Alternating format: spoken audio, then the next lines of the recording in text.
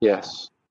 Okay, yeah. Once again, another great question. I just wanted to take a quick moment just to thank everyone for their questions and participation. It's really been a real, much more of a real conversation, because these are deep questions, and these are meaningful questions, and hopefully we can, the answer. I'd never claimed to be able to answer everything in its entirety, but as long as we're engaging these conversations, it's a real sign of health within our community.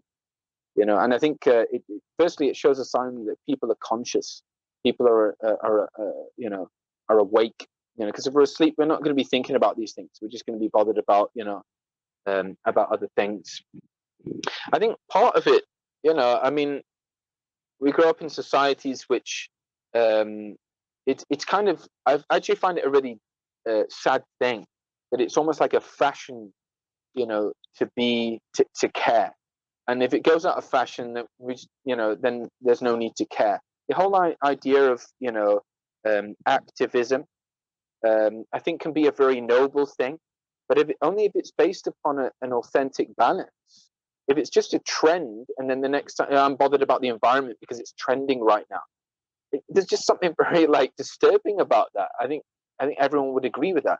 Or I'm hop on the latest bandwagon. Suddenly I'm woke. Well, you didn't care before. Okay, people can come into more of a consciousness and awakening, but the problem is when these things go out of fashion or stop trending, then all of a sudden you don't care. We've got to look at our agenda. And the prophetic teaching really calls us to have it's from the heart. It's not just about because I can forward this on my social media. Hey, I did my bit for the environment. See how many likes I got out of that.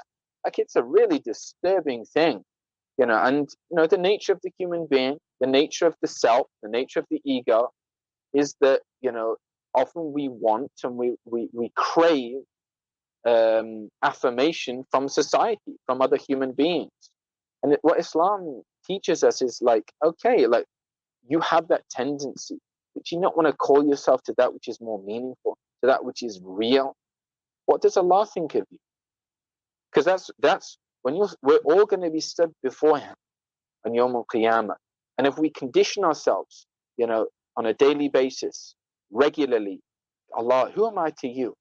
Who am I when I stand before you? What do I look like to you? What does my soul present itself as to you? Because you see me on my reality.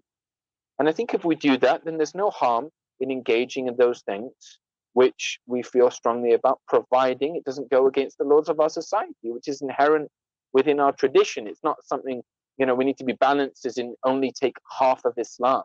That's a really important thing. People think I'm unbalanced in my Islam, meaning that I only take 50% of it. No, Islam, if it's authentic, if we take it wholesale, it provides balance.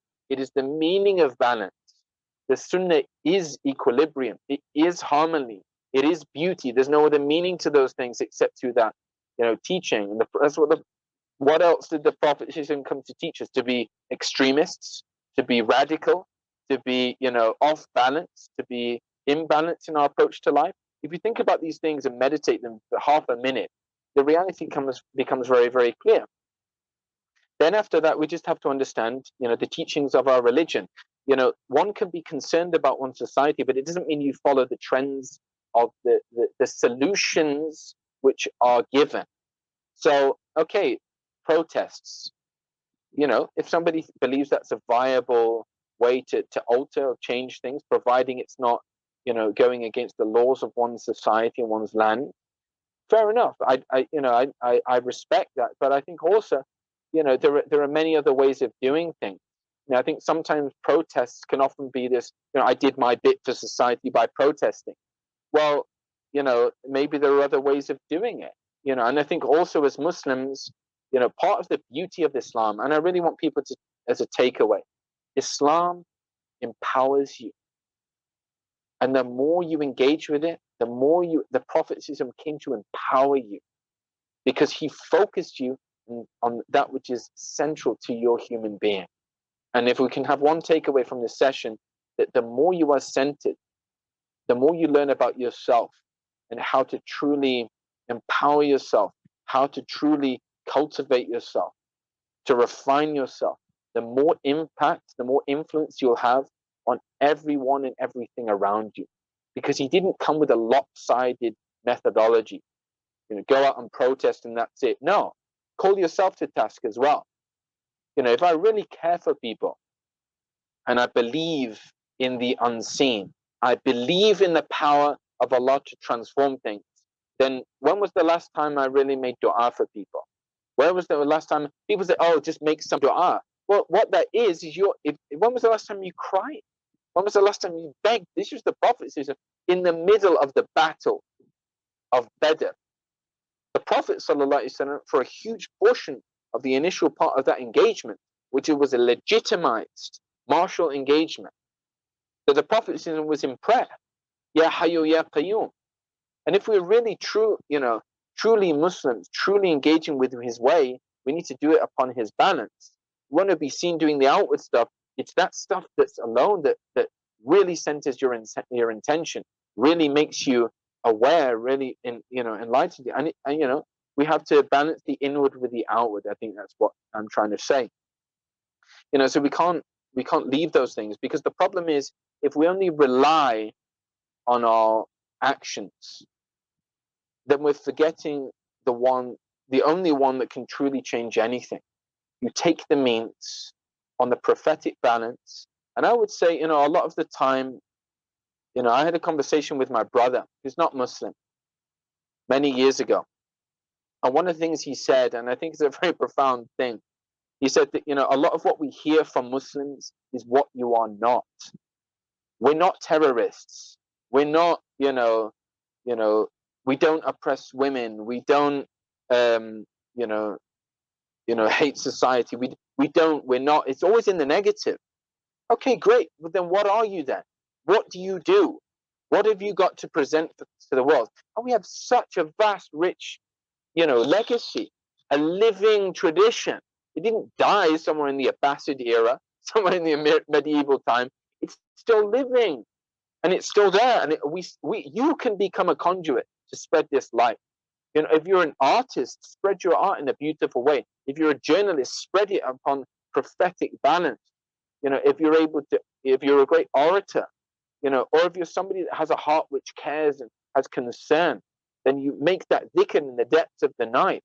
Or you're kind to people. If you're sociable, there are many different ways. The ways to God outnumber the breadths of everything in creation. And you have your way, and learn to cultivate and come to God through this. But do it on a prophetic balance, and do it with the right agenda and the right intention, and do it for the sake of Allah, because the only one that can change society is Allah. And I think there's a very, very powerful verse which is completely related to our exchange and our conversation today. Inna Allah la yughayyiru ma bi qawmin hatta yughayyiru ma bi anfusihim. Indeed, Allah will not change the condition of a people's. He will not change society. He will not change, the world of a people's, the society of a people's, hatta, until they transform. You take the step until they change that which is in themselves, until they change their egos, they refine their egos. And just as you are, so too you shall be ruled over. So if you want to see change throughout the world, we have to engage. Once again, the only truth, this is empowering. Change yourself and with those people within your circle of influence in a positive way, in a gentle way, in a kind way, in an unjudgmental way. Be the change you want to see. And you'll see this change start to spread. And ultimately to know that change is only in the hands of Allah subhanahu wa ta'ala.